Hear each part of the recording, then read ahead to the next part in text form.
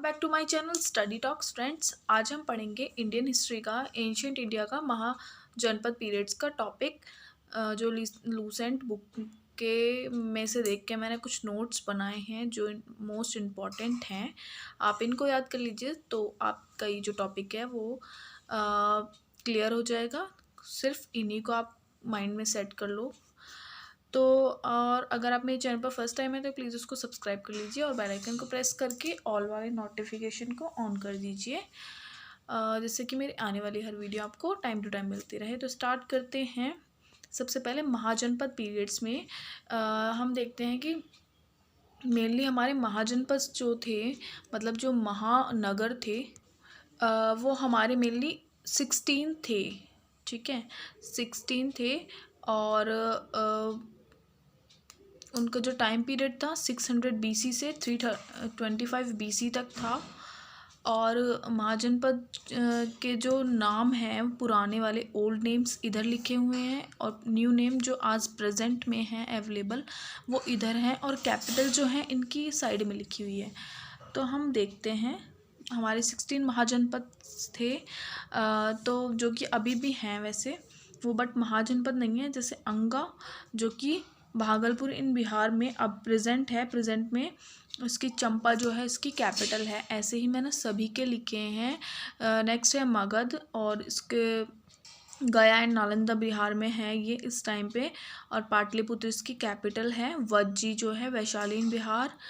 विदेहा इसकी कैपिटल है। मल्ला Gorakhpur in UP and पावा इसकी कैपिटल है। Kashi Varanasi in UP and Varanasi इसकी कैपिटल है। कुशाला बरहैक इन यूपी एंड अयोध्या इसकी कैपिटल है। वत्सा मिर्ज़ापुर इन यूपी। कौशाम्बी, ठीक है, इसकी कैपिटल है। नेक्स्ट है 8th चेदी, बुंदेलखंड एरिया इसका प्रेजेंट एरिया है। एंड शांतिमती इसकी कैपिटल है। कुरु जो है हरियाणा एंड दिल्ली का एरिया है। इंद्रप्रस्थ दिल्ली जो है इसका कैपिटल है। एंड पंचाला वेस्टर्न यूपी एरिया है इसका। कंपिलिया इसकी कैपिटल है। शुरू सेना ब्रिजनालंदा एंड मथुरा इसकी कैपिटल है। मत्स्यालवर इन राजस्थान व विरतनगर ये सब इसकी कैपिटल आप देख सकते हैं। बाकी 16 Avanti, Ashmaka and Gandhara and Kamboja. Next come on कि ये जो थे महाजनपद ये मेनली हमारे 2 टाइप्स में डिवाइडेड थे। There are 2 types of states, monarchicals and non monarchical states. Monarchical states में Anga, Magadh and Kashi, Kaushala, Chedi and Matsyavanti in Gandhara ये सब मोनोरिकल स्टेट्स थे। Then comes on non monarchicals या फिर रिपब्लिकन स्टेट्स, जिसमें वज्जी, मल्ला एंड पंचल, कंबोज एंड चतक्या, कोलियास, मौर्य। ठीक है। Next, the most succeed mahajanapada of ancient India is Magadh.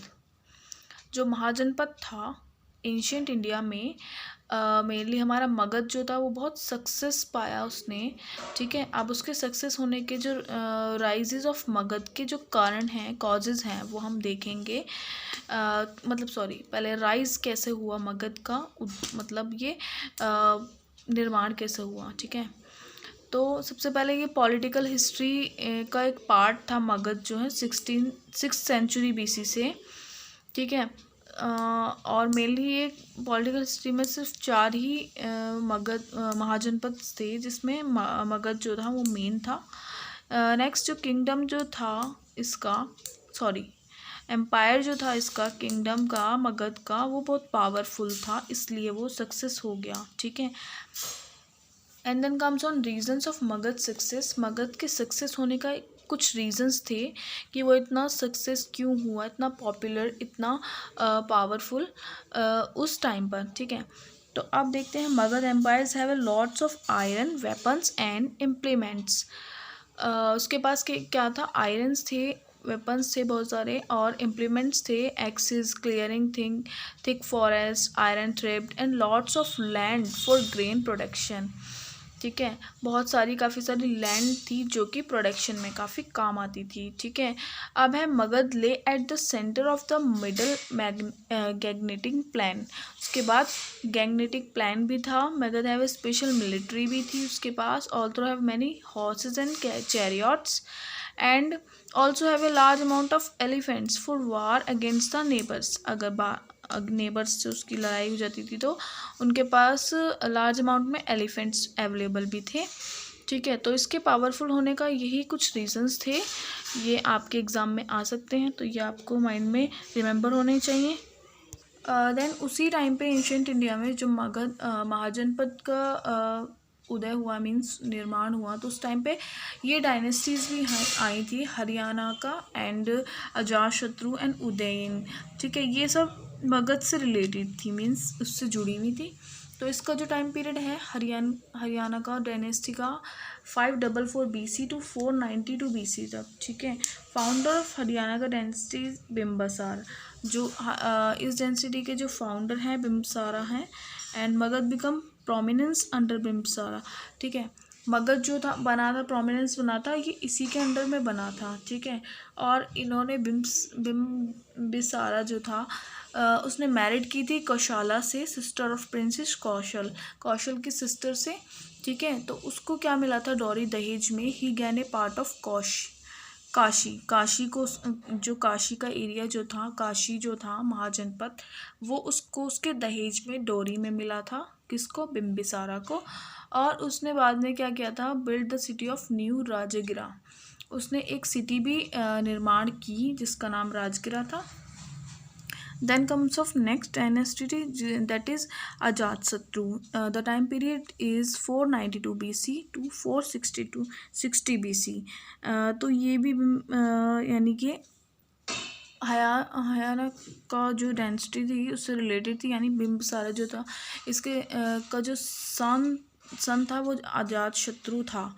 ठीक है ना। ये कंप्लीटली कंट्रोल किस पे था? इसका काशी पे इसका कंट्रोल था, है ना। And the build the fort of राजगिरा। इसने राजगिरा को बिल्ड कराने में मदद की। एंड एक फोर्ट और बनाया जिसका नाम था जलादुर्गा। ठीक है। विलेज किसमें? पटाली जो विलेज था उसको बोलते थे जलादुर्गा।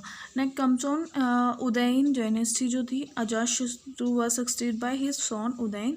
अब अजातशत्रु का जो सन था उदयन था, तो इसकी वजह से अजातशत्रु जो डायनेस्टी थी वो सक्सीड हो पाई। और उसके बाद his reason is important because he laid the foundation of city Pataliputra city जो थी उसको फाउंडेशन में उदयन की काफ़ी हेल्प रही, इम्पोर्टेंट रोल प्ले किया।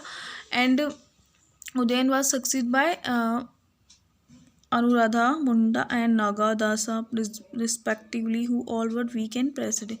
तो उन्होंने उसको बाकी और अदर लोगों को भी, मीन्स डायनेस्टी के लोगों को भी सक्सीड करने में उनकी हेल्प की।